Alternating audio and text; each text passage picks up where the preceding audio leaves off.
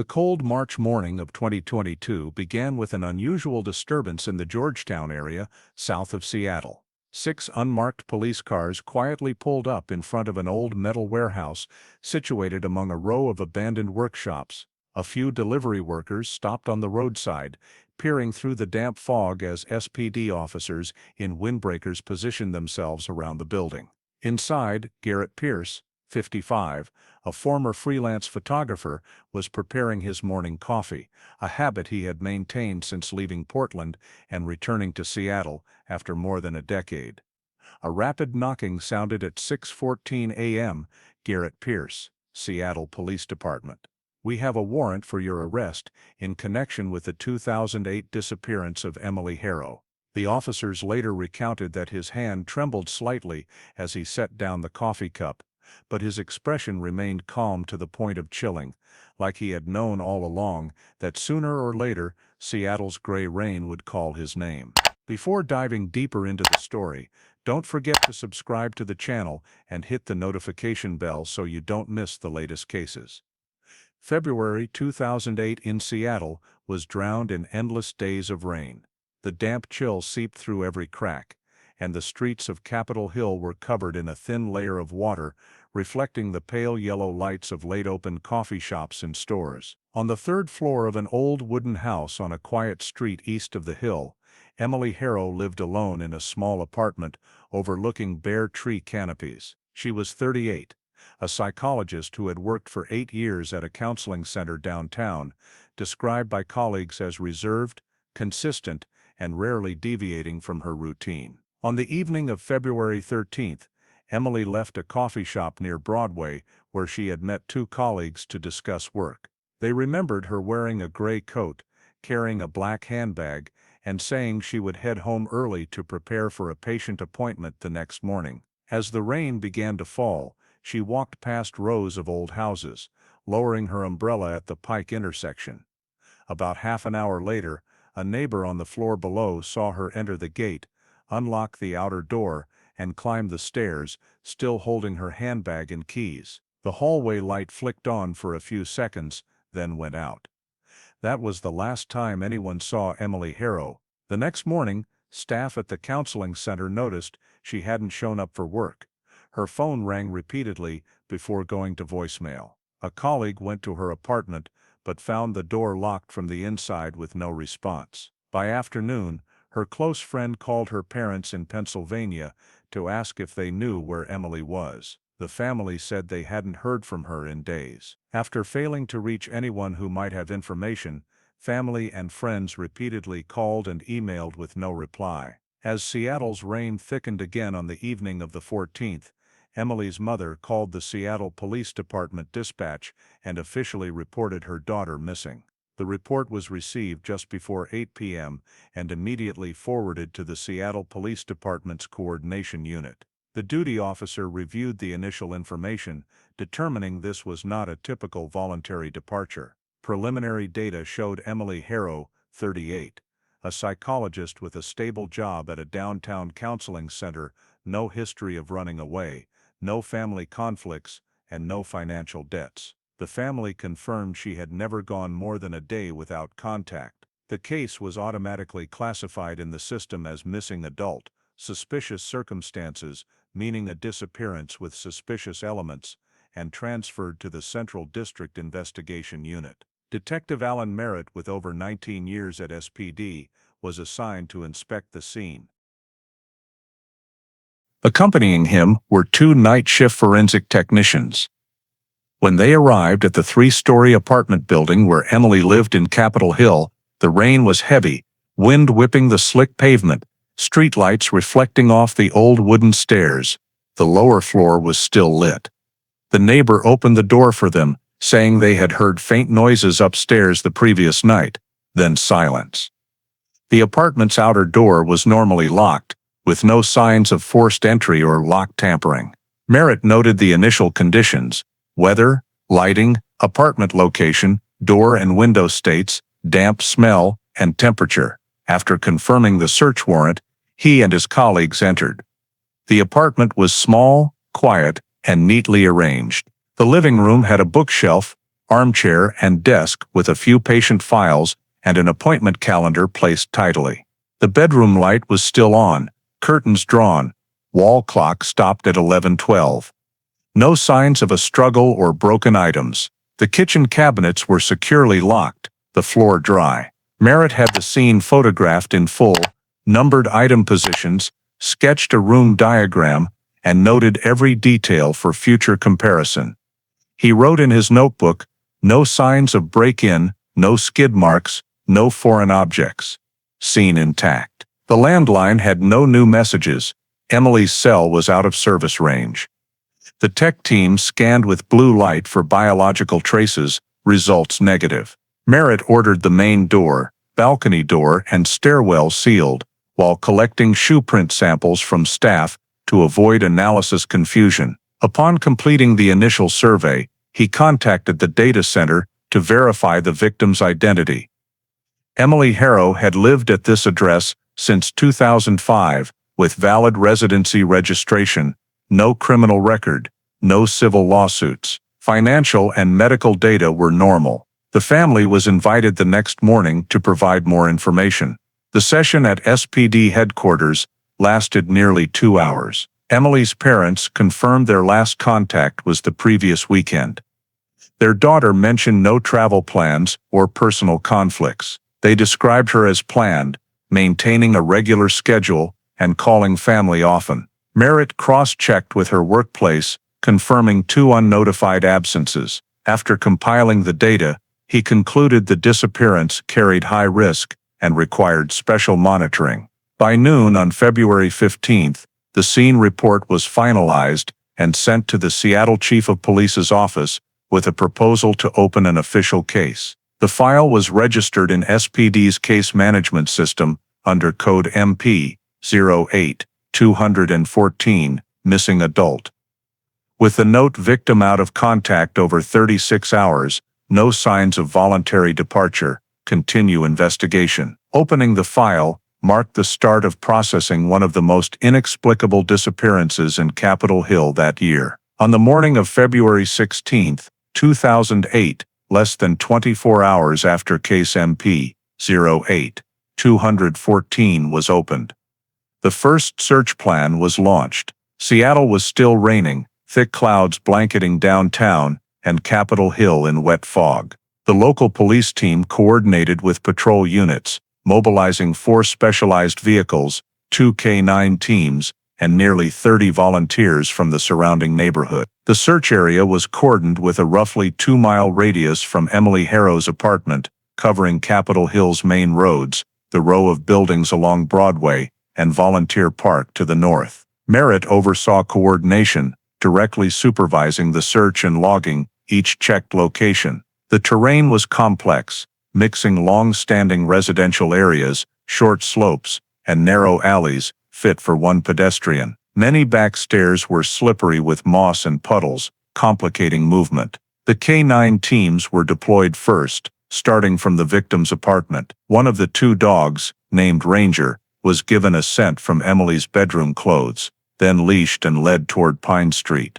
The scent was initially strong but faded quickly, after a few hundred meters, due to heavy rain. Ranger stopped in a narrow alley behind the building, barked softly, and circled repeatedly without proceeding.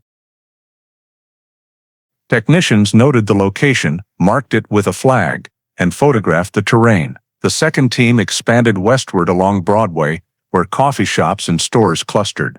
They checked parking lots, public trash bins, empty warehouses, and distributed flyers with the victim's photo at traffic points. A few residents said they often saw Emily walking this route in the mornings, but no one confirmed seeing her the night before her disappearance. At Volunteer Park, volunteers combined with rescue teams to sweep trails, areas around the pond, and the conservatory. Rain and thick fog reduced visibility to under 20 meters, soft ground hindering detection equipment. Merritt ordered a midday pause to review K-9 team's GPS data, which showed the final signal overlapping around the small alley behind Emily's building. He returned to the scene with the tech team, measuring the alley at about 30 meters long, connecting to a small underground parking lot. The concrete pavement had many tire marks, mostly washed away by rain. While scanning the wall edges, a volunteer found a small object near a drainage grate, a dark brown women's glove,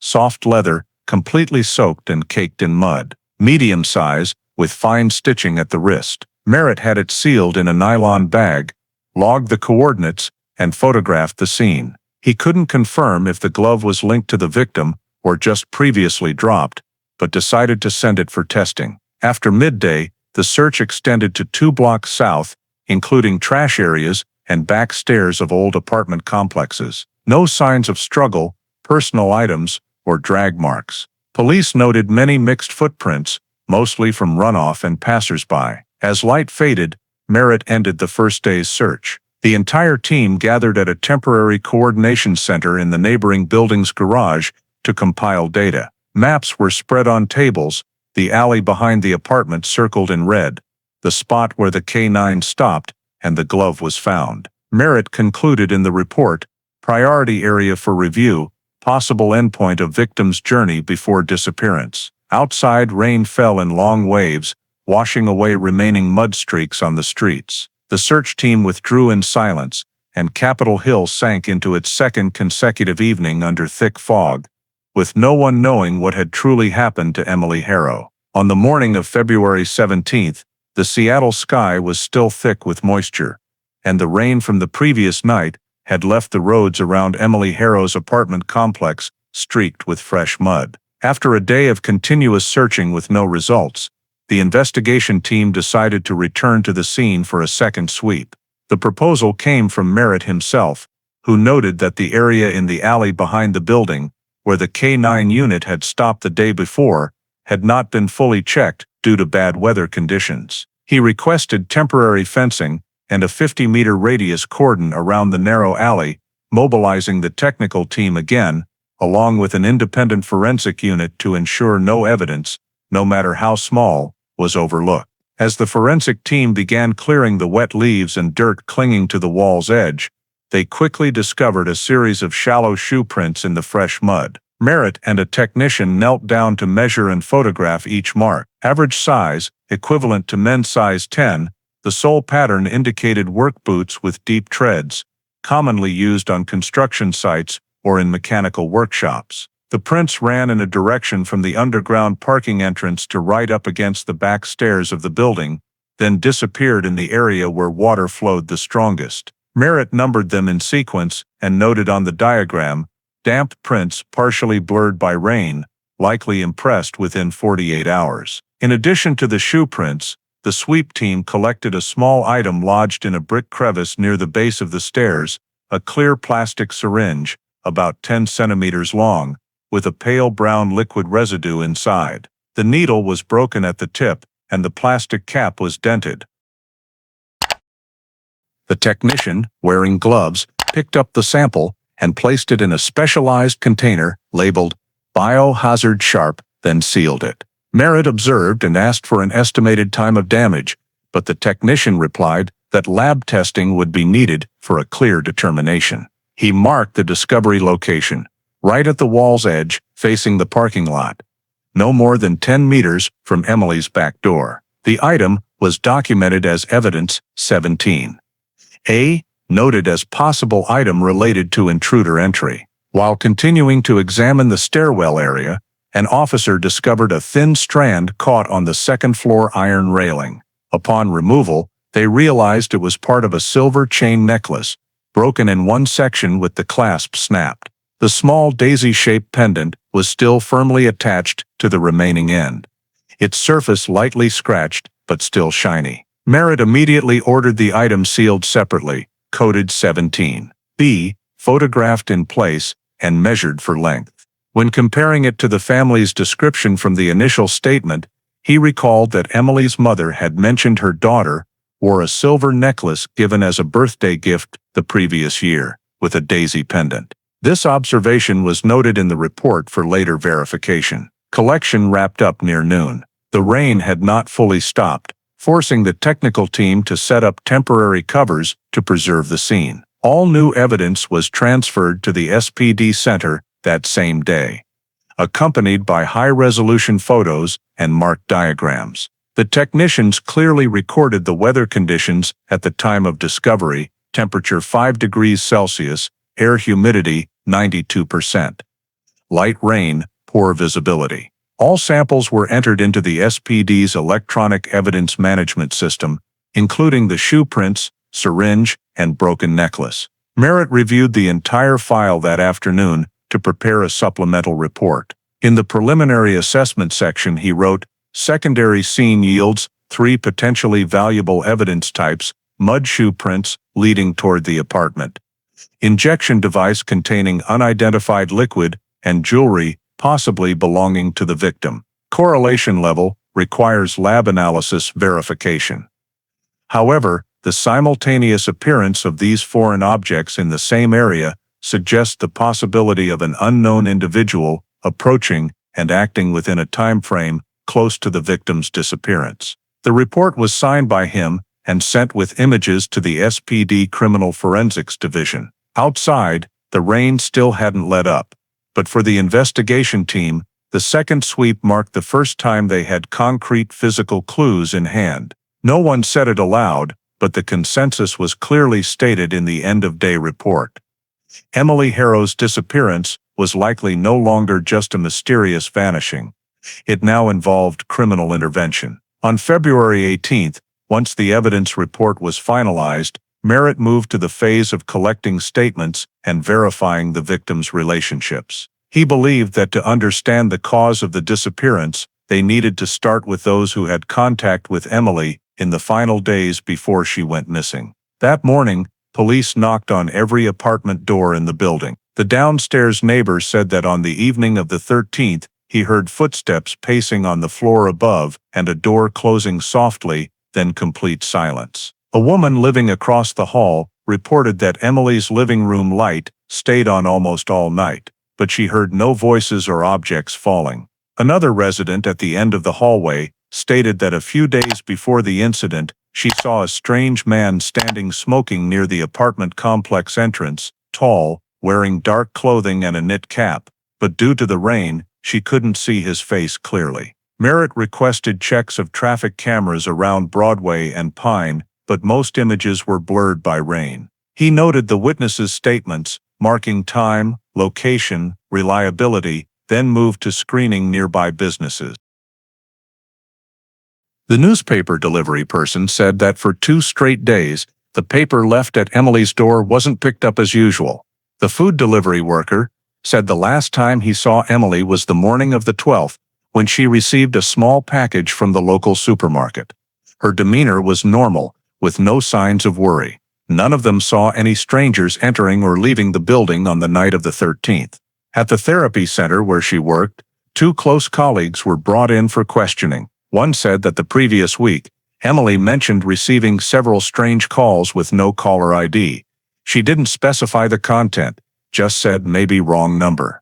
Another colleague recalled that she had mentioned an old relationship that caused her stress with someone named Garrett Pierce. This information caught Merritt's attention.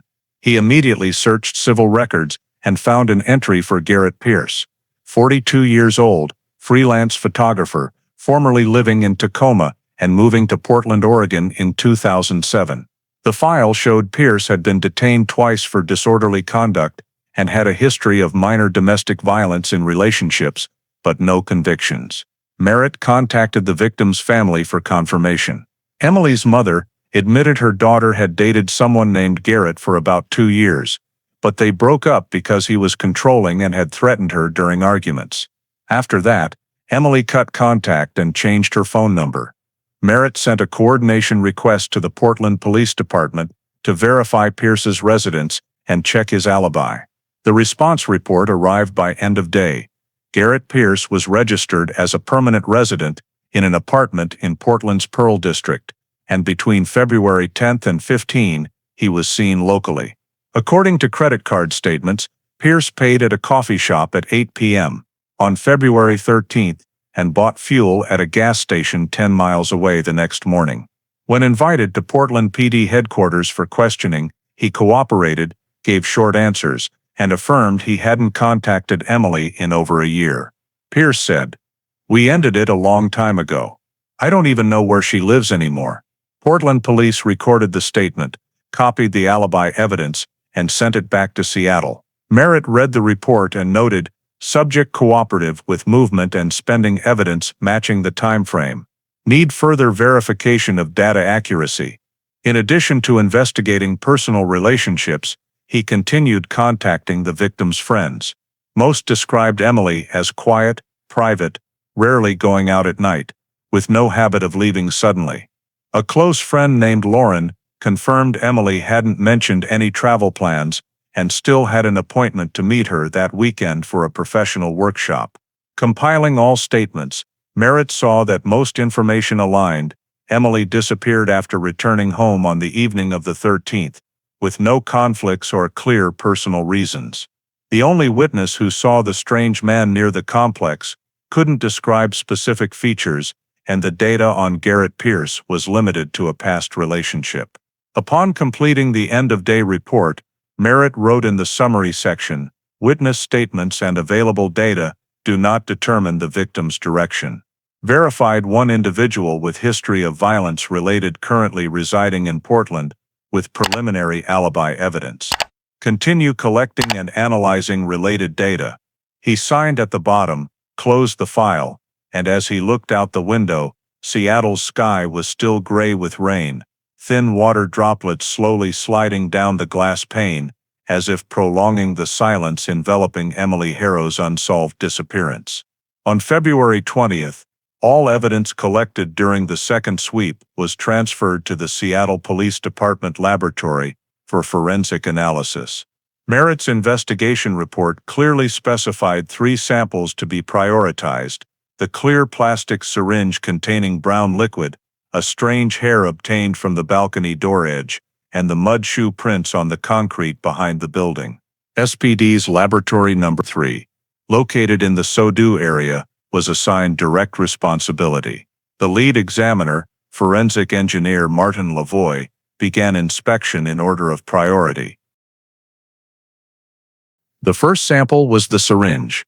After drying and decontaminating the exterior, the technical team extracted the remaining liquid inside using a micropipette. The total volume was only about 0.4 milliliters.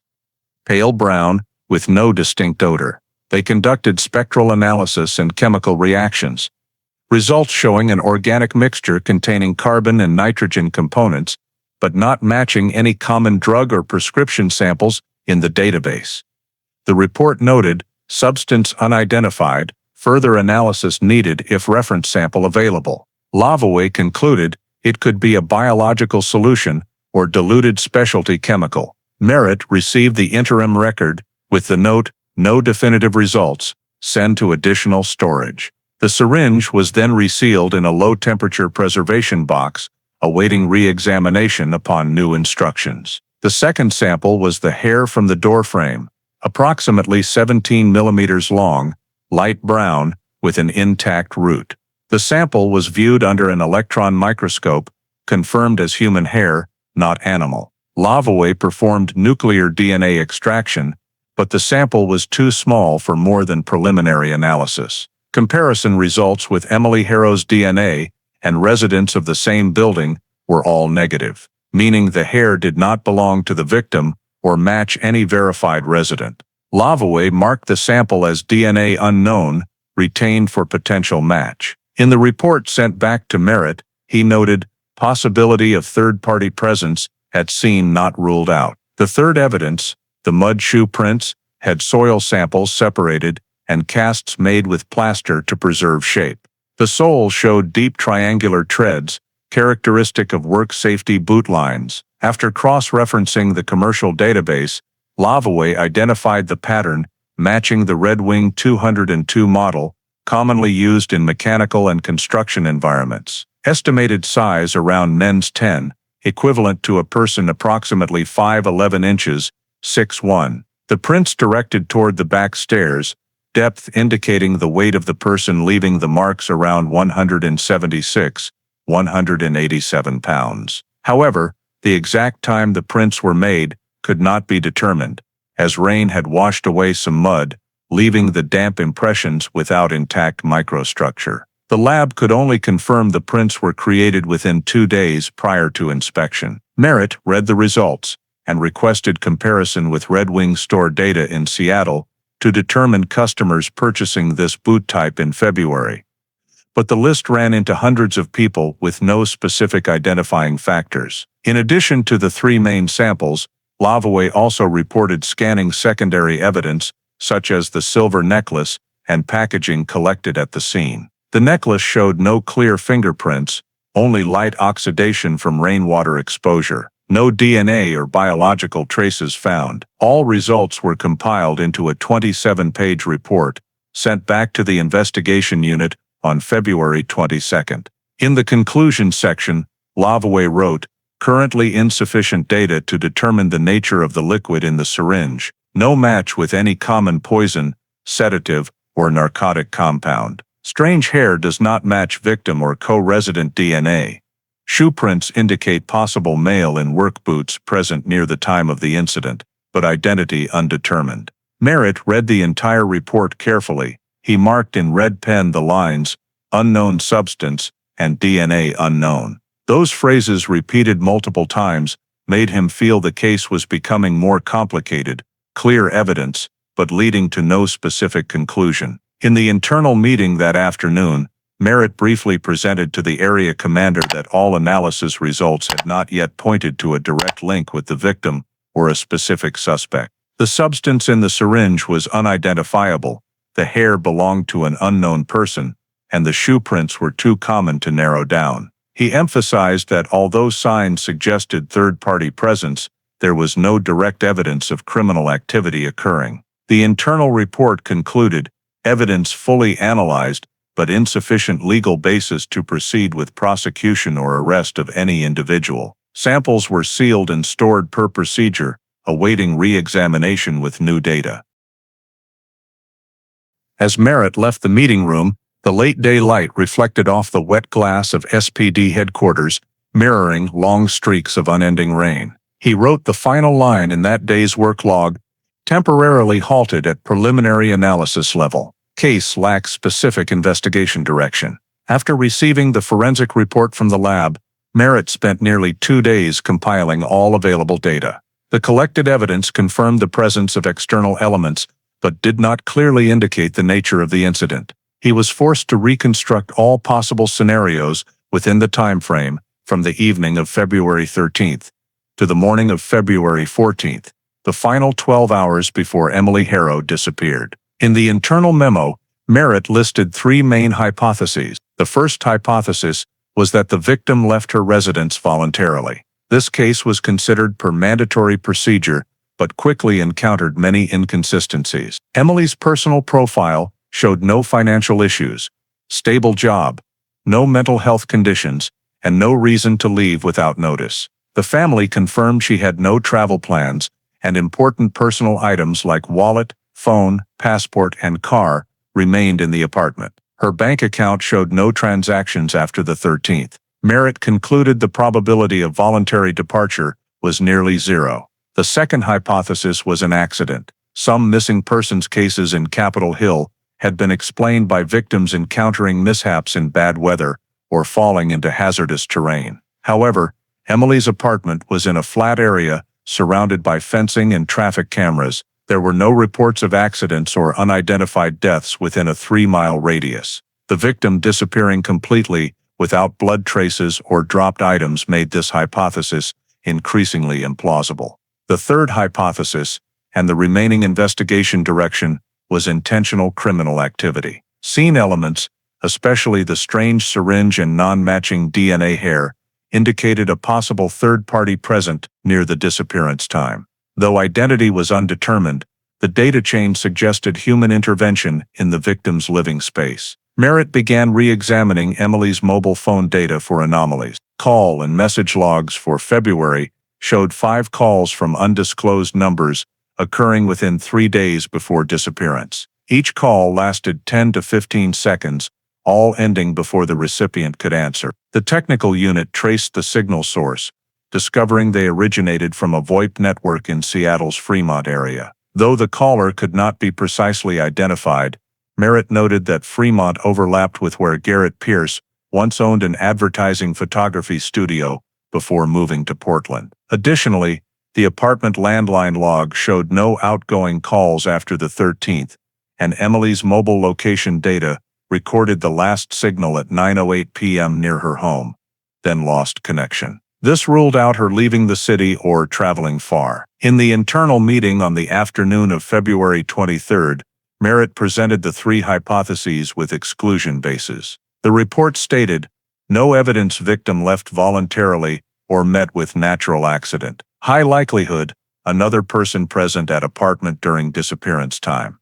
When discussing personal relationships, Garrett Pierce's name was raised again. Pierce's file showed a history of controlling and violent behavior in relationships, plus the detail of the victim receiving anonymous calls, making him a point of consideration. Though Pierce had preliminary alibi verification in Portland, Merritt noted many scenarios could conceal short-distance travel, especially with the 3-plus-hour drive between cities. He requested the technical department obtain Pierce's mobile device location data from February 12 to 15. Initial results showed only activity signals near Portland, but Merritt did not fully rule out location spoofing. In the compilation report sent to unit leadership, he wrote, based on current situation, investigation temporarily focuses on intentional criminal direction, possible involvement with victim's acquaintance. Need continued verification of alibi evidence, authenticity, and Garrett Pierce's movement range. On his desk, Merritt spread printouts of evidence images, mud shoe prints, brown hair, syringe with strange solution. He couldn't piece them into a complete picture, but professional instinct told him those scattered details belonged to the same chain of actions. Outside the window, Seattle was immersed in gray fog, rain falling steadily on the glass frame. In the end-of-day note, Merritt wrote briefly, intentional crime probability, high. Current focus subject, Garrett Pierce. On February 24, after unifying the investigation direction under the intentional crime hypothesis, Merritt organized an expanded search scope meeting. The goal was to sweep areas potentially related to movement or evidence concealment within a 5-mile radius of Capitol Hill. From traffic data, he identified 2 priority check areas, the SoDo Industrial Zone, with many abandoned warehouses and container yards, and Georgetown, a southern suburb, with an old underground sewer network running parallel to the Duwamish River corridor. Both locations had terrain convenient for transporting heavy objects and low nighttime traffic. On the morning of the 25th, SPD Investigation Team 2, consisting of 12 officers and 2 technical specialists, was mobilized. They split into 2 directions. Group 1 handling SoDo.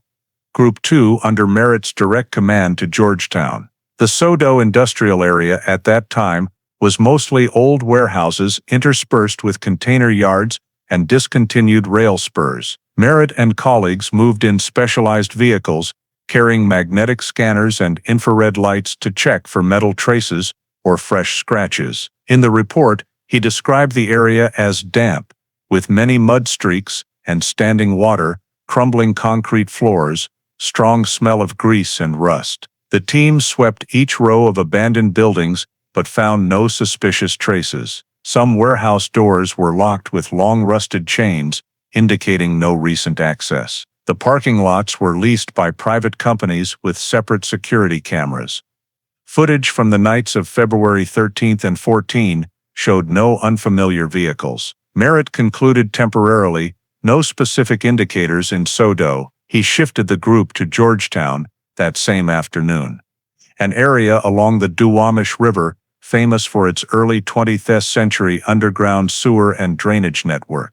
The terrain was complex, alternating warehouses, scrap yards, and abandoned rail lines. Along Front Street, iron sewer grates were covered in green moss, beneath which slow-flowing murky water ran. As the technical team conducted illumination checks, they discovered an unusual spot at the sewer section behind warehouse number 17. There, the protective paint on the grate bars was scraped off, showing parallel scratches on 2 metal bars, about 40 centimeters long, with a few fresh silver streaks. The surrounding concrete ledge also had marks from a hard rolling object. The technician recorded coordinates, photographed, and measured depth. Rust samples were taken for analysis, while Merritt observed closely with the naked eye. Under a thin mud layer, part of the grate was slightly bent, as if from impact force. He ordered expanded checks around the area, especially the upper access point,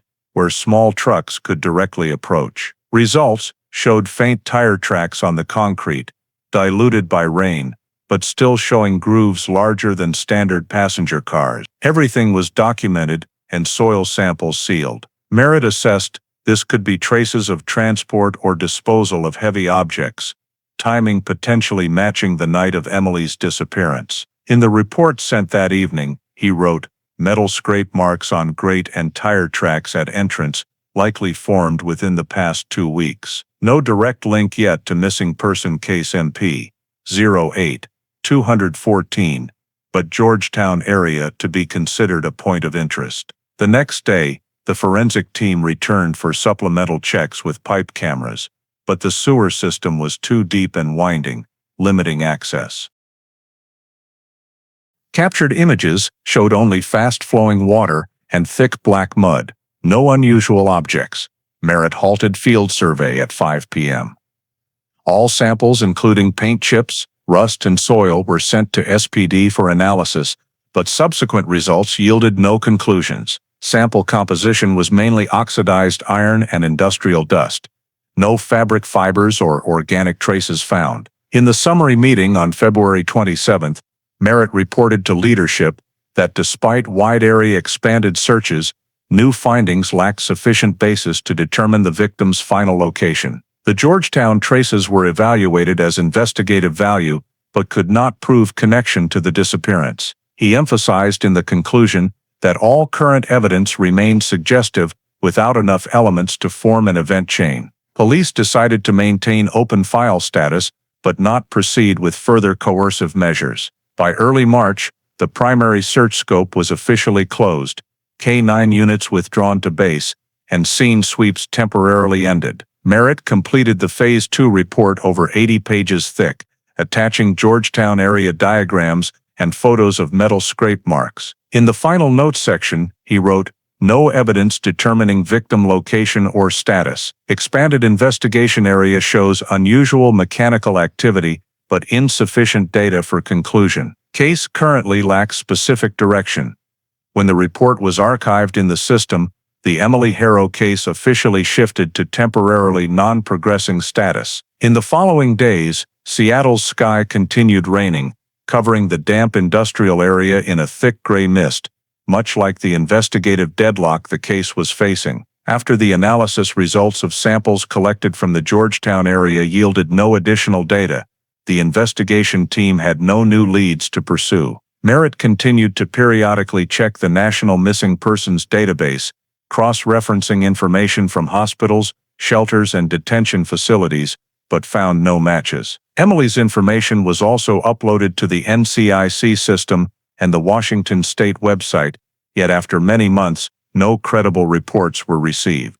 Meanwhile, Seattle's weather gradually shifted into winter, making field searches impossible to continue. In early 2009, the case file was transferred to periodic monitoring status. The remaining evidence, including the syringe, hair sample, shoe prints, and broken necklace, was resealed and placed in a storage box labeled Evidence Box 32A, kept in the SPD Evidence Warehouse in the SoDo area. Per procedure, Merritt submitted the final update report on January 12. In it, he wrote, "No additional discoveries, no new data, all evidence securely stored for potential re-examination as needed." The report was approved with a superior's note, "File remains open pending additional information from other agencies." However, throughout 2008 and the first half of 2009, all efforts yielded no progress. Police re-examined over 30 missing persons and unexplained death cases across the state for comparison, but none matched Emily's DNA. The Water Transportation Bureau checked lists of river drift cases, but no remains matching the description were found. Each month, Merritt noted no update in the tracking section. Local public interest gradually faded, the disappearance of an adult woman in Capitol Hill was filed among unsolved cases. The press mentioned it once more in August of that year, when the state's missing persons list was released, then quickly fell silent. Within SPD, the case was considered one of many missing person without crime scene incidents, disappearances with no clear crime scene. In the third quarter of 2009, as the Central Area Investigation Unit reviewed files to reclassify pending cases, Merritt submitted a recommendation to shift the Emily Harrow case to inactive status. He presented at the summary meeting, no new traces in over a year, all evidence fully analyzed, no specific suspect. Maintaining active status no longer justified. The board unanimously approved the proposal. On October 6, 2009, file MP 08-214 was officially marked inactive. Missing person, meaning the case was temporarily closed. All data was backed up on SPD's electronic storage system, with the original print version moved to the cold case archive. Merritt personally inspected the evidence, sealing before signing the handover protocol to the Storage Management Department. He wrote a brief line in the handover log.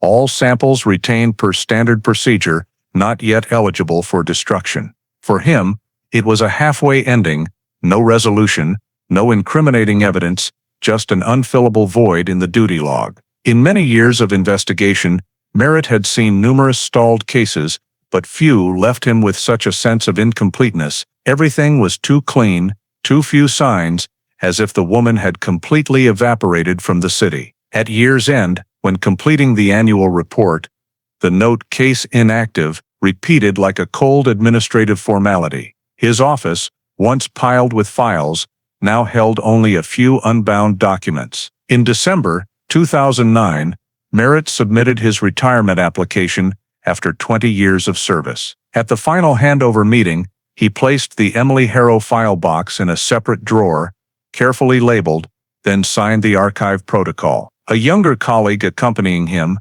asked why he kept one small box apart from the rest. Merritt simply replied, "Because there's no answer yet." As he left SPD headquarters, Seattle's sky was thickly gray, with fine rain speckling the stone steps at the entrance. The Emily Harrow disappearance officially entered complete silence. A temporarily closed file among hundreds of others, preserved like a name in the long catalog of those who vanished without a trace. More than a decade after file MP 08-214 was classified inactive. Missing person, Emily Harrow's name had virtually disappeared from Seattle Police Department's annual summary meetings. All case documents lay dormant in the third drawer of the SODU storage archive, among hundreds of dust-covered paper files. In early 2021, SPD's cold case unit was re-established after the city approved expanded funding for reviewing unsolved missing persons and homicide cases. Investigator Sarah Donnelly, 32 years old, was transferred from the Violent Crimes Division to lead the old missing persons file team. Among hundreds of case codes she had to review, MP 08-214 was selected first due to its complete evidence inventory, though never reanalyzed since 2008. Donnelly read Merritt's entire original file, over 400 pages of protocols, scene photos and forensic analysis reports. She noted the case had been conducted quite systematically by the standards of the time, but halted at a threshold that technology then could not cross. The repeated lines, "unknown substance," "DNA unknown" in the reports caught her attention. The evidence inventory clearly listed one syringe containing pale brown liquid, one hair of undetermined origin, plaster casts of shoe prints, and a broken silver necklace. Both the syringe and hair had been preserved in dry, cold conditions, never reopened after the initial examination. Donnelly saw this as the exploitable point. She contacted the SPD Evidence Management Office, requesting direct inspection of storage box coded Evidence Box 32A. On February 12, 2021, the box was opened under the supervision of two technicians. The sealed bags were intact, labels unpeeled. The syringe lay in a sealed plastic tray, the liquid inside still brown, unchanged in color. The hair was clipped in a glass slide, kept in a small box labeled Sample 14B.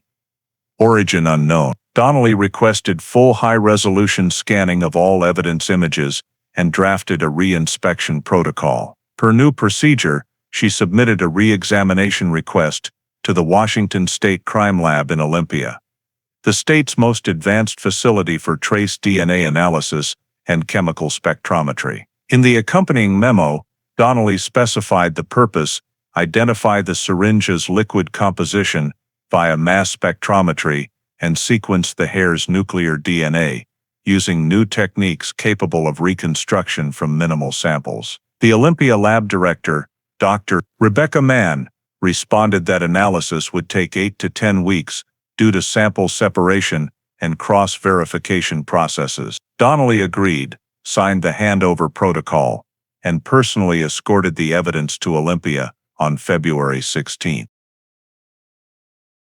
On the drive, she reflected on this file's long silence. The disappearance occurred when she was 19, and now, as an investigator, she realized many old cases weren't lacking clues, but buried because technology couldn't yet read the faint remaining signs.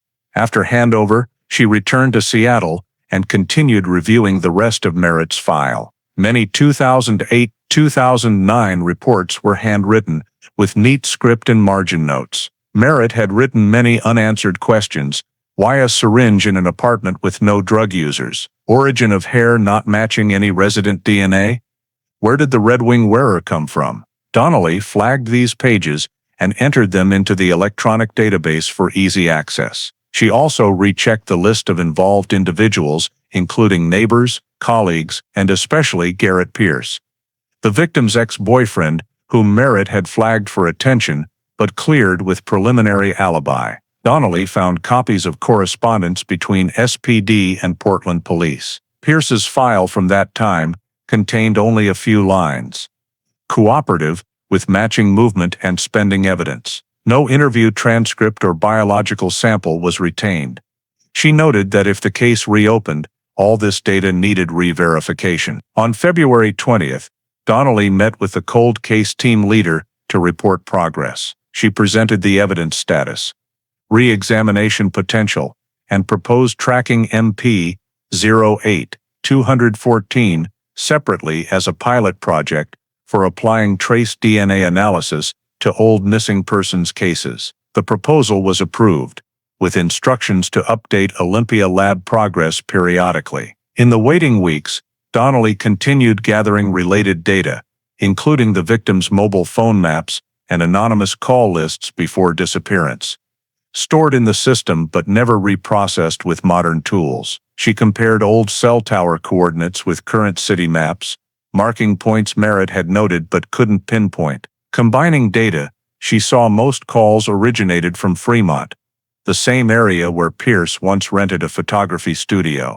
This note was added to the internal report, though not yet evidence. By late March, Donnelly received notification from Olympia that samples were fully received, purity checked, and eligible for analysis. The lab would send preliminary results in Q2. She logged this information and completed the Phase 1 report to superiors. The 54-page report included a 2008 case summary, evidence status, and re-examination objectives. The final line in Donnelly's notes read, "After 13 years, technology may allow these tiny samples to speak what humans once couldn't hear." She signed, closed the file, and placed the document in a dedicated drawer on her desk, where late Seattle afternoon light filtered through the window glass, casting a pale gray over the pages.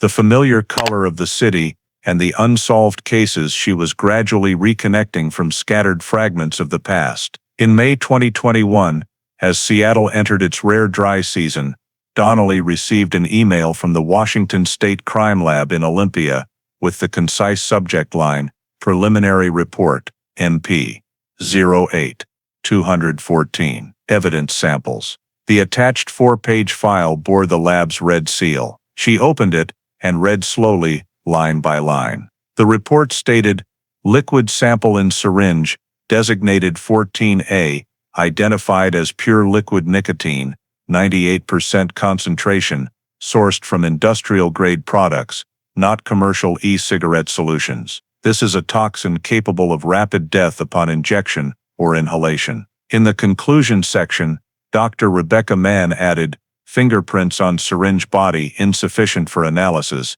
but DNA recovered from metal area at thumb contact point yielded positive results. Comparison in National CODIS database shows match with male individual, identified as Garrett Pierce, file 2005, PDX 043. Donnelly reread this section, gripping the papers tightly as if they might vanish. Below, the supplemental conclusion specified DNA match probability 99.8%, direct evidence type. Reference sample stored in database from 2015 assault case recorded by Portland Police. The report was certified on May 17. Simultaneously, the hair analysis results were attached. The gene sequence showed DNA also belonging to the same individual, Garrett Pierce. The lab explained that trace DNA reconstruction technology allowed source identification even from a small root cell portion. 2 independent samples matched, eliminating error. Donnelly sat still for a few minutes to steady her breathing. 13 years after the case closed, a tiny sample had returned the answer the previous investigation generation couldn't find. She printed the full report and brought it to the cold case team leader's office. In the emergency meeting the next morning, unit members read every line carefully. Donnelly reviewed the examination process and evidence chain of custody protocols, proving continuity. Results were validated per federal regulations, eligible for criminal investigation use. The team leader signed a memo to the Chief of Police, requesting reactivation of MP 08-214 and jurisdiction transfer from missing persons to criminal homicide investigation. Approval was signed the same day, May 20th. From that point, the Emily Harrow case was officially reclassified under active investigation. Donnelly immediately began updating data.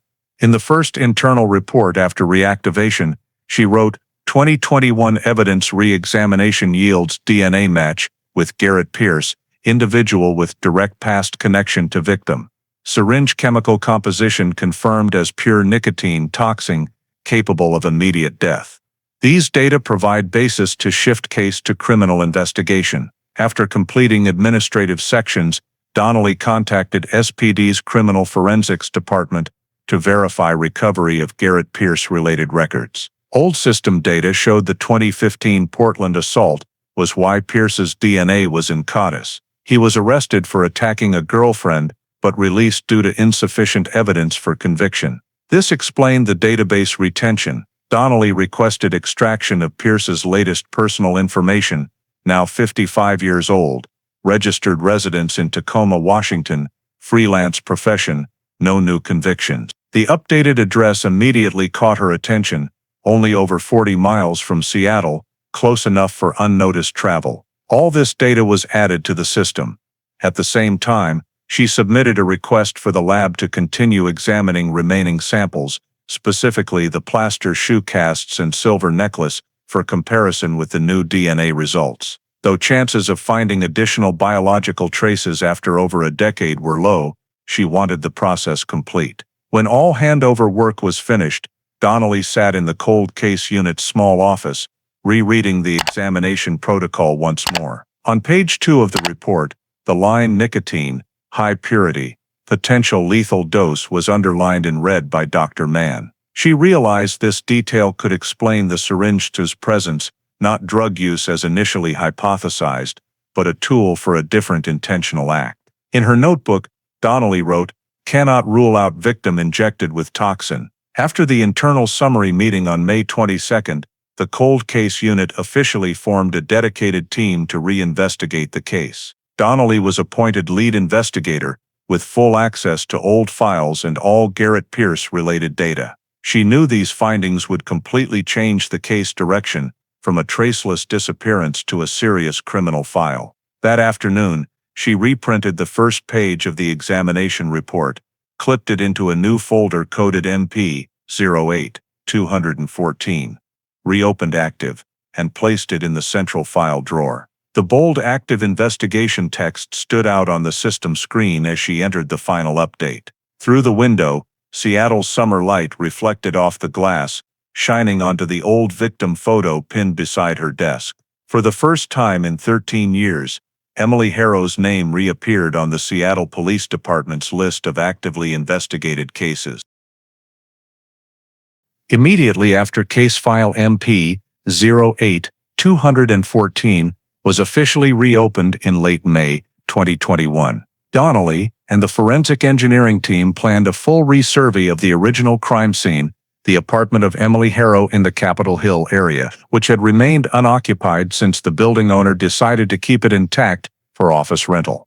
The location had been sealed for over 10 years, only occasionally opened for maintenance teams to check electrical and plumbing lines. When Donnelly and the forensics team arrived, the air was damp and heavy with the smell of old wood and peeling wall paint. Light from the windows cast onto patches of dust suspended in the air. Despite the passage of time, the apartment's layout was identical to the photos in Merritt's 2008 file. They began by comparing each item position on the original diagram, cross-referencing every four-corner, stain, and repainted wall section. Donnelly's goal was to find microscopic traces that Merritt's era technology couldn't detect. She ordered all lights turned off and curtains drawn to examine with ultraviolet lamps and surface scanning lasers. Initial results showed nothing noteworthy until the light scanned the wall section next to the desk, where Merritt had noted no signs of struggle. Under the new paint layer, the equipment reflected scattered small bright spots.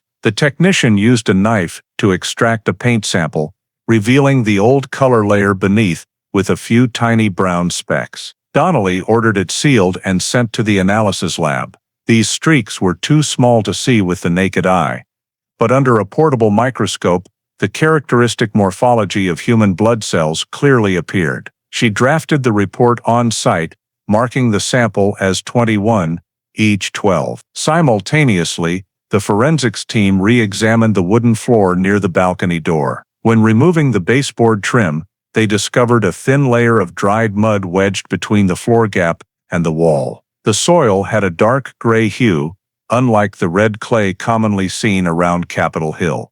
The sample was carefully collected to avoid cross-contamination. Merritt's old report had noted muddy shoe prints outside the hallway, but never had a specific geological comparison sample. Donnelly immediately recognized the value of this discovery. That same afternoon, all samples were transferred to the SPD lab. 2 days later, the blood analysis results came back.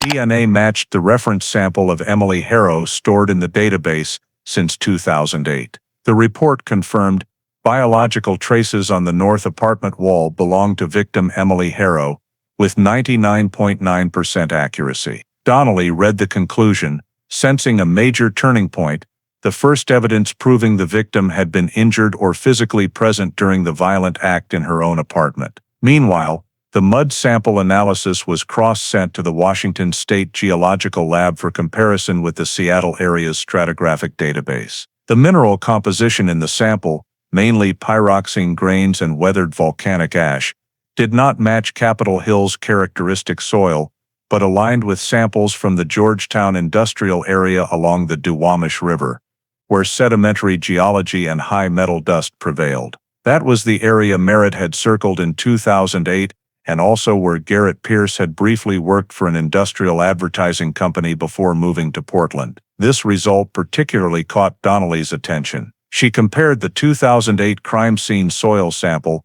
preserved in Evidence Box 32A, with the new one, and got a complete match. This proved the mud in the apartment originated from the same Georgetown area. In her report to superiors on May 28, Donnelly clearly stated, "New discoveries at the old scene include 1 micro blood traces on the wall, confirmed as victim's 2 subfloor mud sample with geological composition matching Georgetown area, where suspect Garrett Pierce once worked. These 2 factors strengthen the likelihood that the victim was assaulted in the apartment and involved movement related to the Southern Industrial District."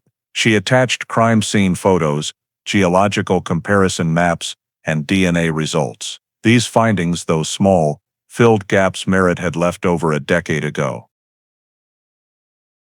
After resealing the apartment, Donnelly stood on the balcony, looking down at the drizzling street. The house stood silent, as if it had never held a tragic story, but the new paint couldn't hide the tiny remnants of the past. In her end-of-day notes, she wrote, "Original scene still bears biological traces proving victim injured on site. Mud links geographically to Georgetown. Possible movement or disposal point." With these results, case MP 08-214 now had the first physical evidence sufficient to reaffirm its criminal nature. Emily Harrow's apartment, seemingly just a dusty old spot in Seattle's damp, hilly neighborhood, once again became the investigation's center, where tiny details under paint and grime began retelling the story the city had forgotten. Once the new scene analysis results were confirmed, Donnelly focused on strengthening the link between the evidence and suspect Garrett Pierce. The DNA, geological, and Georgetown mud data opened a clear path, but to move the case to prosecution, she needed to prove Pierce was actually in Seattle during Emily Harrow's disappearance window. She started with financial data. Modern banking systems allow retrieval of credit card histories from issuers, while in 2008, this tool was limited. Donnelly sent requests to the two credit institutions that issued Pierce's cards, demanding full transaction statements from January to March 2008. A week later, the data arrived. Among dozens of minor transactions, 3 stood out. On February 10, 2008. Pierce purchased a $185 order at Pacific Supply Company, chemical tools store in Portland. Product description noted, nicotine extract, 500 milliliters. 2 days later, he paid $142 at Red Wing Shoes on Burnside Street. Donnelly cross-referenced Merritt's 2008 report, where seen shoe prints were identified as Red Wing 202, the same line from that store. Additionally, the industrial nicotine purchase matched the chemical in the syringe. She noted in the report, 2 independent transactions provide direct links between suspect and evidence. To ensure authenticity, Donnelly contacted Pacific Supply Co.'s storage department. The store was still operating, and 2008 records were on internal servers. The manager confirmed an order under Garrett Pierce, paid by credit card, picked up in person, no shipping.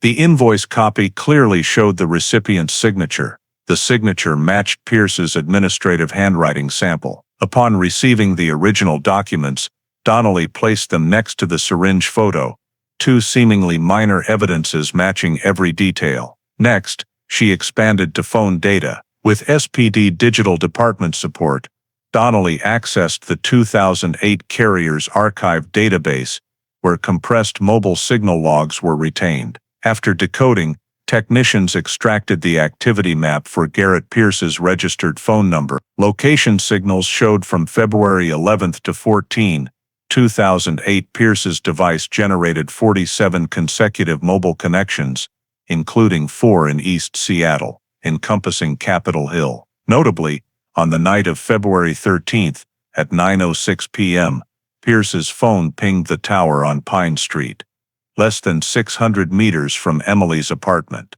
This data completely contradicted Pierce's statement that he was in Portland the whole time. Donnelly requested the tech team verify error margin, but results fluctuated under 150 meters, accurate enough for confirmation. Combining the signal map with Emily's last contact time, 9:08 p.m., she saw a near-perfect overlap. The internal report stated, suspect phone signal and victim last contact overlap within the same 2-minute window in Capitol Hill area. As the system compiled data, Donnelly clearly sensed the case emerging as a logical chain. Pierce bought pure nicotine, same as the syringe poison.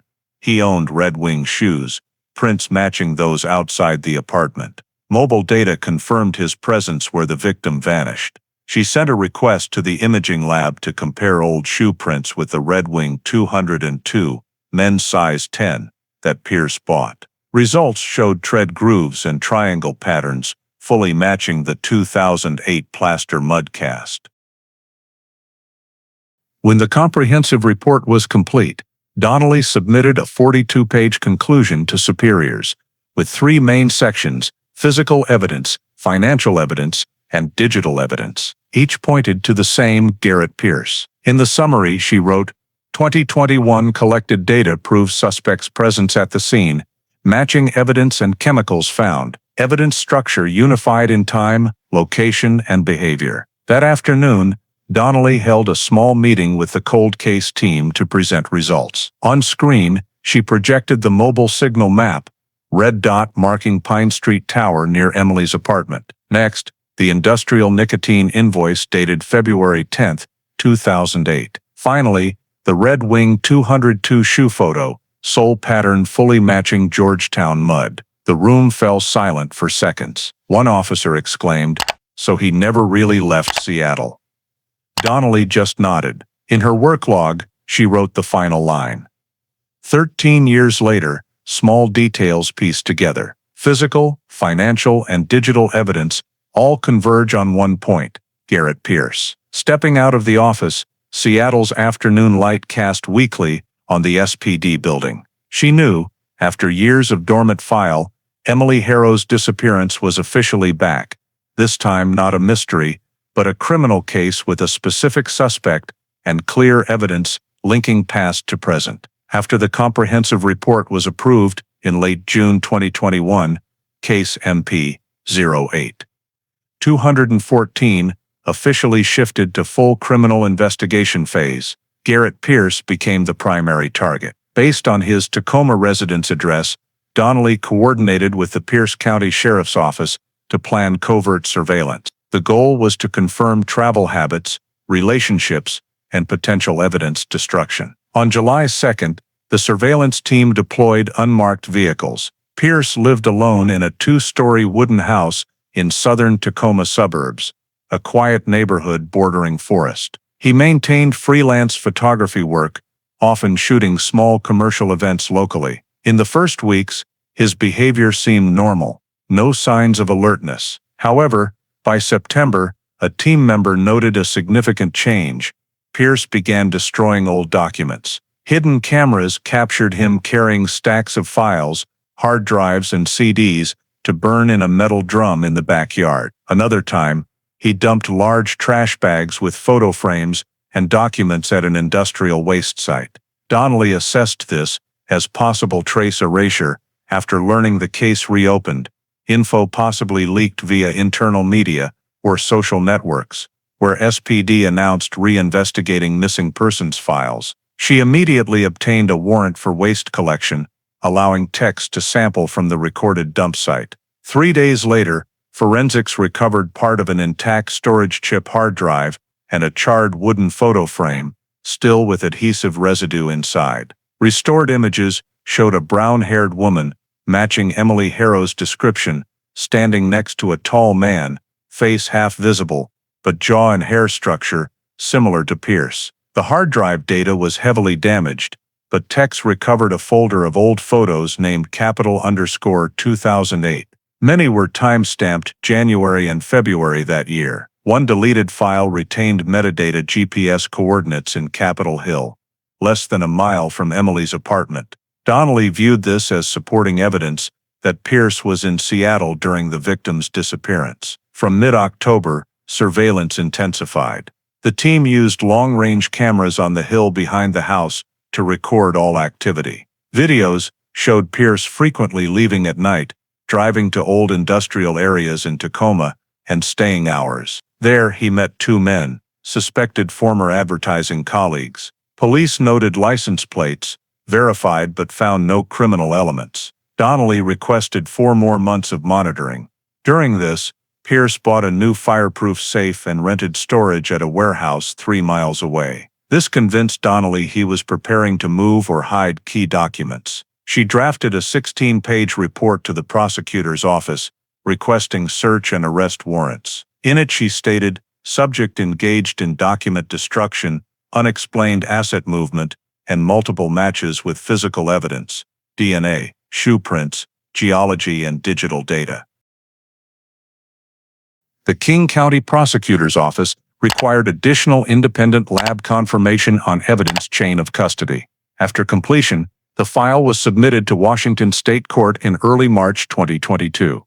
The arrest warrant was signed March 16, allowing emergency arrest of Garrett Pierce for second-degree murder. On the morning of March 18, 2022, the operation launched. 2 patrol cars and a SWAT unit arrived at Pierce's house at 6 a.m. He was arrested at the back door while letting the dog out. Police read Miranda rights. Pierce didn't resist, only asking briefly, "This coming back again?"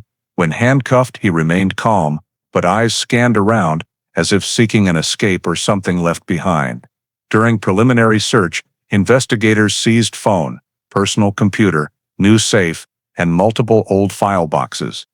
Some handwritten notes included a scribbled page, "No one believes me. She made me lose everything." All evidence was sealed and transferred to SPD. By 9 a.m., news of the arrest spread to local media. For Donnelly, watching him led away under Tacoma's gray sky marked the end of 14 years of silence in Emily Harrow's file.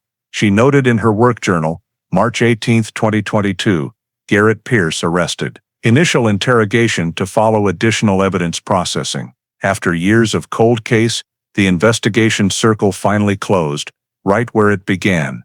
One man, one lie, and small details thought forever buried in Seattle's rain. Garrett Pierce was transported to the Seattle Police Department headquarters that same afternoon of March 18, 22. The detention unit placed him in a second-floor interrogation room, a small square space with only a metal table and 3 chairs. The overhead light cast a yellowish glow straight onto the table, reflecting off the shiny silver handcuffs. Donnelly, along with Violent Crimes Investigation Lieutenant Michael Rivera, was assigned to conduct the interrogation directly. At first, Pierce maintained a nonchalant demeanor, leaning back comfortably, voice calm. When asked about Emily Harrow's disappearance, he replied curtly, "I don't know. That happened a long time ago.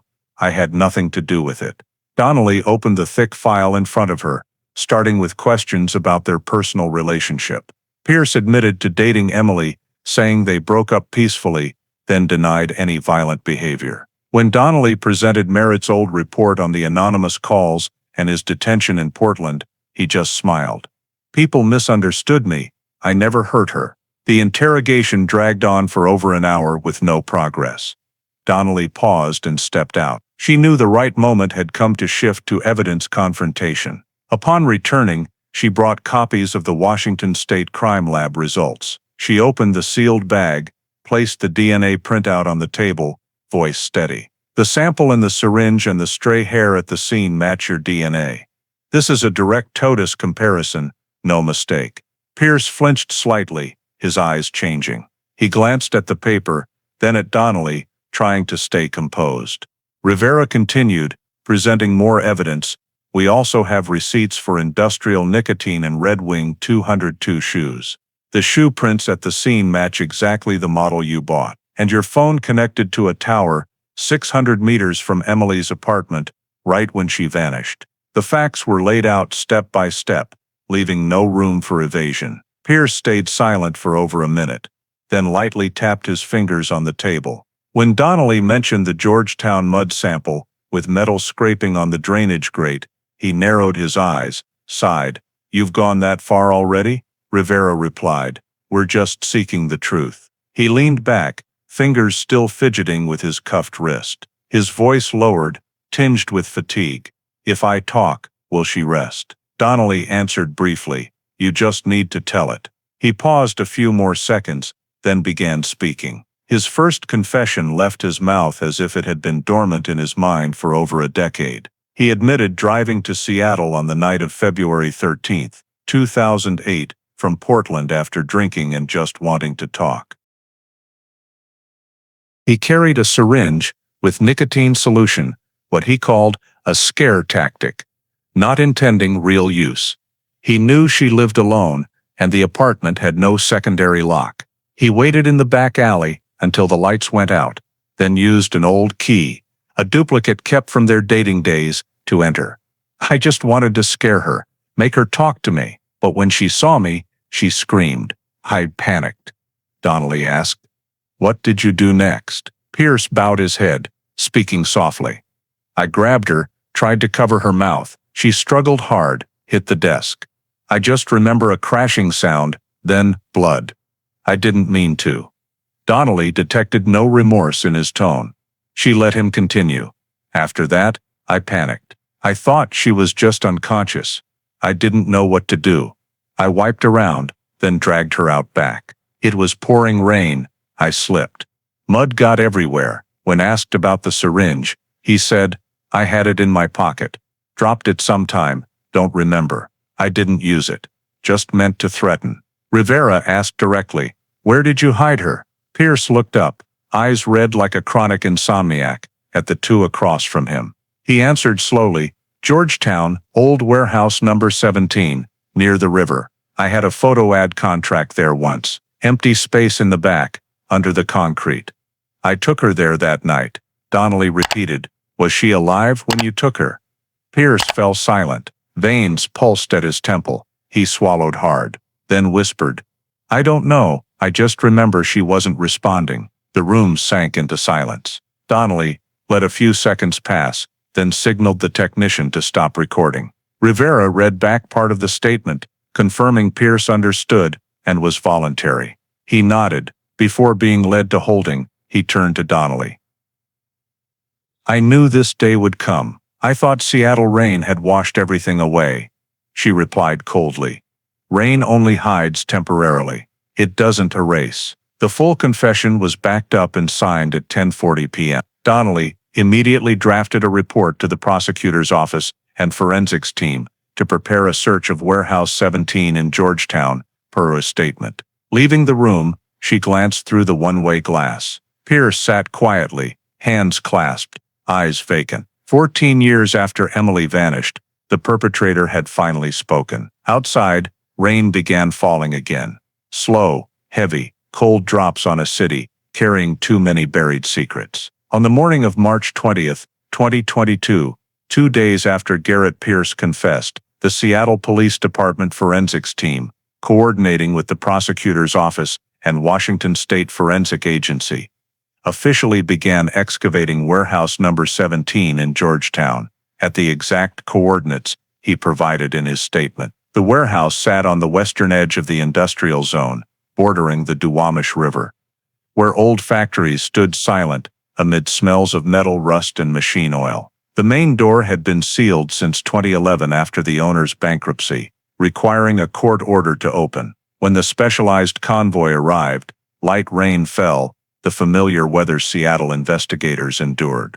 Donnelly was there early, standing by the steel fence, watching forensics set up tarps and map the scene. Inside, the concrete floor was over 15 centimeters thick, appearing patched in spots. She ordered a full ground-penetrating radar scan for unusual material density. After nearly an hour, technicians reported an anomalous reflection in the southwest corner, near the old brick wall.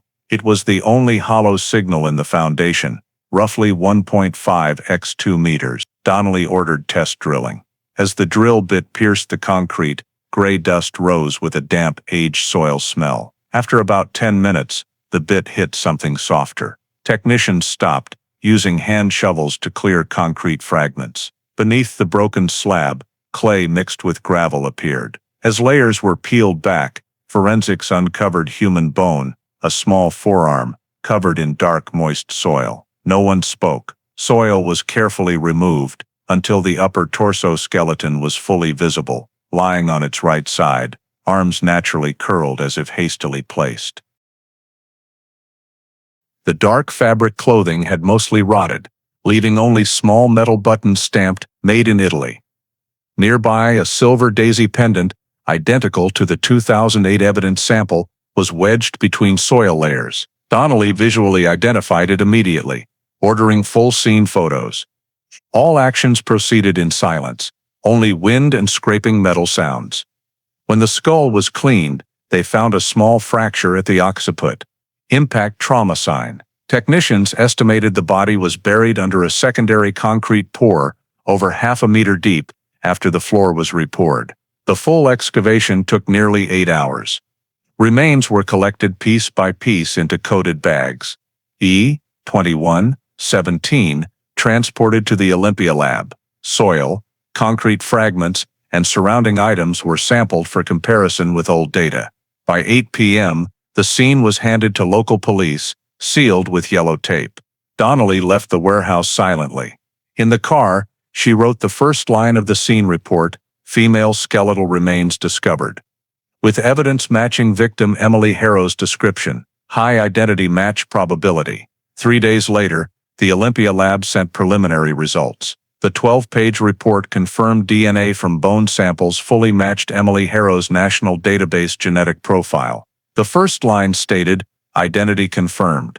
Emily Harrow, born 1970, missing February 2008. In the chemical analysis section, Dr. Mann added a key detail: remaining bone marrow and tissue samples contained nicotine levels over 20 times normal, indicating direct injection or exposure to the toxin just before death. Traces on cervical and shoulder bones showed pre-death convulsions, consistent with high-dose nicotine poisoning symptoms. Reading this, Donnelly felt a chill down her spine. The final puzzle pieces closed: syringe, DNA, chemical, and now body evidence. She drafted an official memo to the prosecutor's office with the new findings and full report. In the conclusion, she wrote, "Excavation at Warehouse 17, Georgetown, identified remains as victim Emily Harrow. Tissue analysis shows pure nicotine traces, matching 2008 syringe evidence. This confirms intentional homicide using toxin.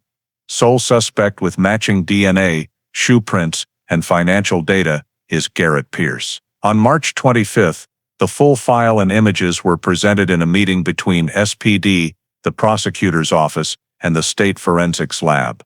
Donnelly recapped the discovery sequence, from initial evidence to excavation results. When skeletal images appeared on the large screen, the room fell dead silent. Longtime SPD staff knew this case had haunted the unit for years. At the end, the cold case chief confirmed, "File MP 08-214 status changed to confirmed homicide. Investigation complete at evidence level." Donnelly signed the minutes, her hand slightly trembling. 14 years of silence closed with cold administrative lines, but beneath was a woman's story of suffering to the end. As others left, Donnelly stayed alone, looking at the young victim photo on the file cover. She knew from this moment, Emily Harrow's case was no longer a missing person file, but a scientifically validated murder, proven by soil, bone, and the perpetrator's own confession, who thought Seattle rain could bury his guilt.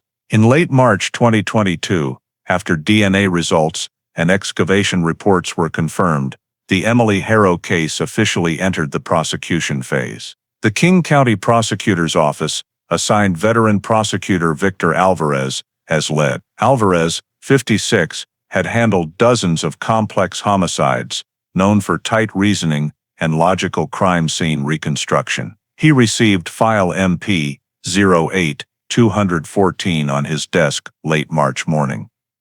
Nearly 500 pages thick, with evidence appendices and maps. Every detail reflected Donnelly and cold case efforts. Alvarez read for 2 days, red marking key points: DNA match, nicotine toxin, red wing shoe prints, stray hair, and especially Garrett Pierce's recorded March 18 confession.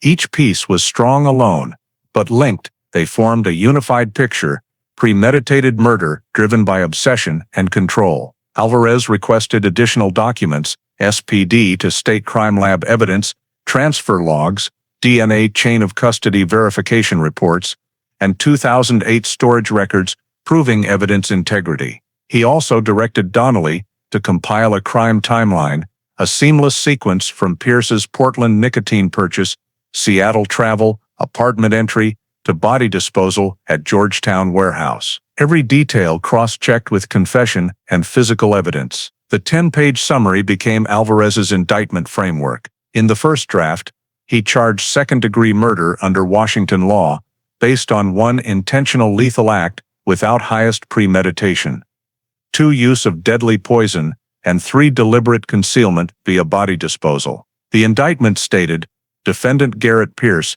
on February 13, 2008, intentionally caused serious injury to victim Emily Harrow, resulting in death by nicotine poisoning, then buried the body under concrete at Warehouse 17, Georgetown, to conceal the crime. This constitutes second-degree murder under RCW 9.32.050. To strengthen the file, Alvarez requested the Olympia lab toxicologist's detailed report on pure nicotine mechanics, comparing victim bone levels to documented lethal doses. The report concluded, estimated tissue dose sufficient for death within 5 minutes of intravenous injection. This eliminated accident possibility, confirming intent. Donnelly added scene reconstruction, describing victim position, evidence, and event sequence per confession. She also suggested attaching Pierce's phone data analysis, Capitol Hill signal at disappearance time, as digital support. Alvarez compiled everything into 7 main volumes: 1 2008, 2022 investigation records, 2 DNA and chemical reports, 3 confession and recording, 4 excavation and autopsy results, 5 physical evidence and photos, 6 chain of custody supplements, and 7 appendices on defendant's history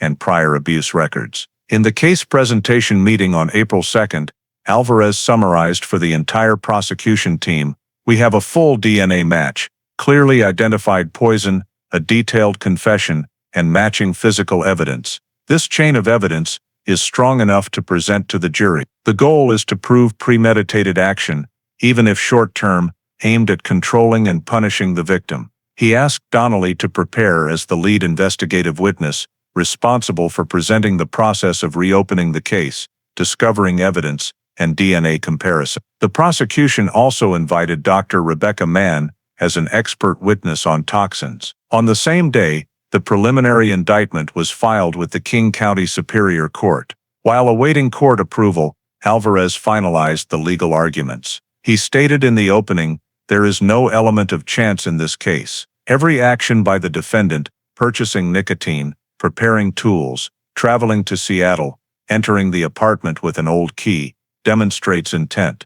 Pouring concrete over the body shows clear awareness of the consequences." In the proof section, he arranged the chain of evidence chronologically so the jury could visualize the full picture, from the initial evidence in 2008 to DNA technology in 2021, forming a 14-year journey from hypothesis to conclusion. The final report was completed on April 6, 2022, with over 800 pages of documents, numbered as Case Number 22, CR 4187, State of Washington viz. Garrett Pierce. That afternoon, Alvarez sent a thank you letter to Donnelly and the cold case team.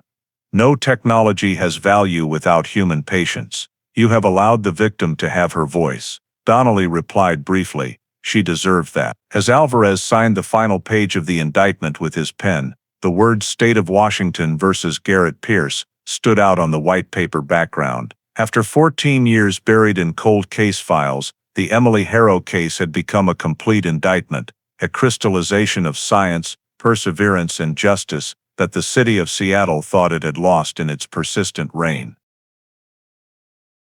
In June 2022, the case of State of Washington versus Garrett Pierce officially went to trial at the King County Superior Court in Seattle.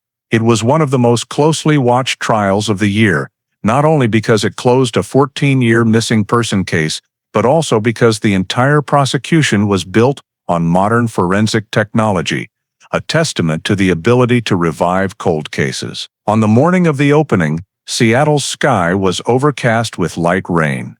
In courtroom 4B, prosecutor Victor Alvarez stood before the 12 jury members and opened with a concise statement. 14 years ago, a woman vanished on a rainy night. Today, science and truth have brought her back to tell what happened. On the defense side, the attorney was Robin Bernstein, known for strategies challenging the legality of confessions. Garrett Pierce sat in the defendant's bench, his face tanned, hair streaked with gray, eyes vacant. The trial began with the prosecution's evidence presentation. Alvarez sequentially introduced the sealed physical evidence, the syringe containing nicotine solution, the strange hair strand, Red Wing boot prints, the broken silver necklace, and Georgetown mud samples. Dr. Rebecca Mann was called to the stand as an expert witness. She explained the nicotine testing process, presenting mass spectrometry images and toxin concentration results to the court. She said, "This nicotine is industrial-grade purity, completely different from consumer products. At 98% concentration, just 0.5 milliliters is enough to cause cardiac arrest in minutes." When Alvarez asked, she confirmed that the sample in the syringe and the sample found in the victim's bone marrow had completely matching molecular structures. The courtroom fell silent. Many jury members took notes continuously. Next, investigator Sarah Donnelly took the witness stand. She meticulously detailed the journey of reopening the case, from discovering untested evidence to the DNA and geological comparison processes. She used a projection screen to display maps of phone coordinates, illustrating the match between Pierce's signals and the victim's last contact time. When Alvarez asked, Donnelly stated clearly, "There is no doubt, technical data, physical evidence, and statements all point to one person, Garrett Pierce." She concluded her presentation with a photo of the silver necklace at the excavation site, next to the neck bones. Many in the courtroom held their breath. Emily's parents sat in the front row, hands clasped tightly. The defense began afterward. Attorney Bernstein stood up, her voice calm but firm. She acknowledged the severity of the evidence, but argued that the defendant's confession was made under psychological pressure and not entirely voluntary. She claimed Garrett Pierce had been psychologically led during the interrogation and that there were no direct witnesses to the killing. Bernstein tried to plant in the jury's mind the possibility that the victim could have died from a fall or allergic reaction. "No one witnessed that moment," she said. And Mr. Pierce himself, in his statement, said he didn't know if she was alive when he left the apartment. Alvarez countered with scientific evidence. He called a forensic expert from the Olympia lab to present charts of nicotine concentration in bone marrow and comparisons to poisoning death models. The results proved the victim was injected directly with a metal needle, an intentional act, not an accident. He pointed at the defendant, saying, "The only person with motive, opportunity, and means to do this is him, Garrett Pierce." Attorney Bernstein tried to rebut by questioning the chain of custody for evidence over 13 years, claiming long time periods could cause errors. Donnelly was immediately recalled to the stand, presenting detailed custody records with continuous signatures from each SPD employee, proving no gaps in storage. Alvarez ended the cross-examination with a short statement, "Evidence doesn't change, only time passes." Over 10 days of trial, dozens of witnesses were called. Toxicology experts, chemical store employees, and even the Red Wing store manager where Pierce bought the boots all confirmed his transactions. Old 2008 security camera footage, restored faintly, showed the figure of a tall man leaving the store on the exact date on the receipt. Every detail gradually closed the circle of proof. The defense clung only to the argument that there is no direct evidence of the time of death. But on the 11th day, Alvarez presented a report comparing bone tissue decomposition time with the concrete layer in the warehouse, proving death occurred in mid-February 2008. Every marker matched perfectly with the defendant's initial statement. By June 21st, both sides concluded their arguments. Alvarez stepped before the jury, closing his argument slowly. "Emily Harrow has no voice left, but science has spoken for her. DNA, soil, chemicals, and the defendant's own confession all say the same thing. She didn't disappear, she was murdered." Bernstein ended the defense with a plea for sympathy. 14 years is a long time. A person can change.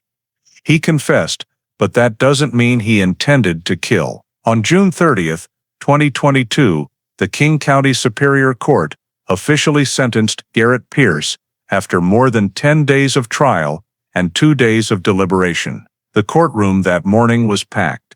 From media to cold case unit investigators who had followed the case from the day it was reopened, the atmosphere was thick, with only the steady sound of the court clerk's pen on paper. Presiding Judge Mary Ann Keller read the verdict in a low but decisive voice. Defendant Garrett Pierce is found guilty of second-degree murder under RCW 9.32.050.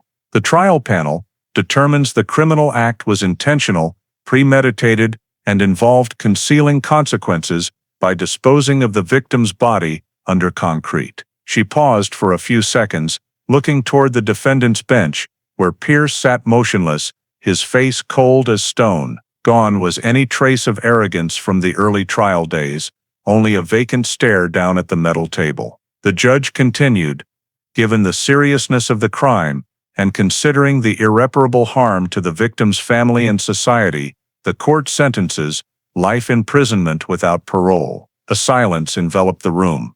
Soft sobs from the front row, where Emily's parents sat, made the air even heavier. Donnelly, standing behind, bowed her head slightly, feeling a mix of pain and relief. She knew justice had arrived, but it always came late, and no sentence could erase 14 years of loss. Alvarez approached the prosecution table, closing the thick file he had carried throughout the trial. As the judge left the bench, judicial police cuffed Pierce. He stood slowly, saying nothing, only glancing at Donnelly, a tired look mixed with acceptance. As he was led away, he turned back and whispered, "She forgave me, right?" No one answered. The iron door closed, the lock clicking dryly. After the trial, the prosecutor's office held a brief press conference.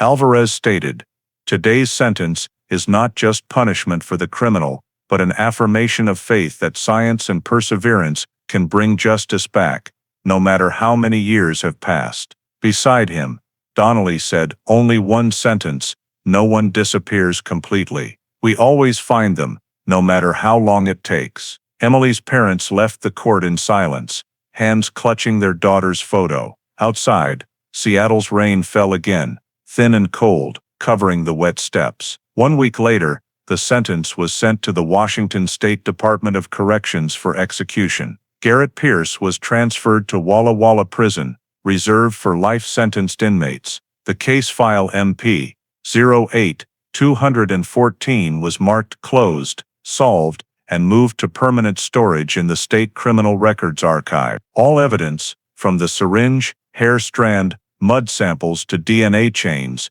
was sealed in a long stainless steel storage box, labeled in red homicide evidence, "Do not destroy." Donnelly personally signed the handover protocol and checked the seals. As the evidence vault door closed, the mechanical lock echoed in the cold basement space, fully concluding the long journey of a once-forgotten case. That evening, in the cold case office, Donnelly sat alone at her desk, looking at a copy of the sentence printed on white paper, State of Washington v. Garrett Pierce, life imprisonment without parole. She felt lighter, but there was no joy of victory in her heart, only peace because the truth had finally been confirmed. Outside the window, the city blurred in the rain, lights reflecting on wet roads. Seattle remained the same, damp and cold, silent, but now, in files thought to be asleep, one name had been given back its truth. The Garrett Pierce sentence closed the 14-year investigation by SPD and was one of the longest cold cases in Washington state, fully solved by forensic evidence. In the database system, the final line was added to the file. Case file MP 08-214, status, solved, March 2022, archived, permanently. The story of the Emily Harrow case is not just the journey of solving a 14-year cold case, but also reflects social issues still present in America today, especially domestic violence in personal relationships, victims' silence, and the value of perseverance in seeking justice. Emily was an independent, educated, and successful woman, yet she became a victim of the man who once loved her. Garrett Pierce, who hid obsession and control under a normal facade. Her disappearance, and the police initially downplaying signs of abuse, as well as the strange syringe evidence, reflect a common reality in American society.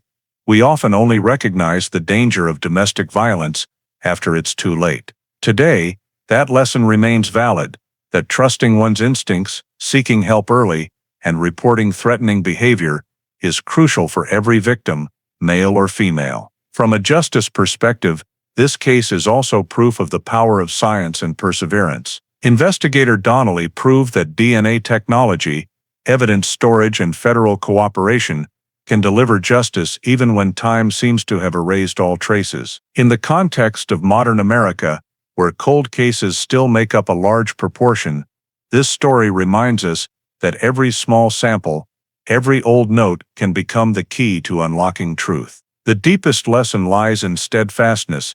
Even if justice comes late, it is worth waiting for. Because behind every file is a person who lived, loved, and deserved to be heard one last time. If you believe justice, even if late, is worth finding, please subscribe to the channel to join us in continuing the journey of exploring cold cases and truths buried over time. Thank you for following the story of Emily Harrow. See you in the next video with another case where the shadows of the past are about to be illuminated.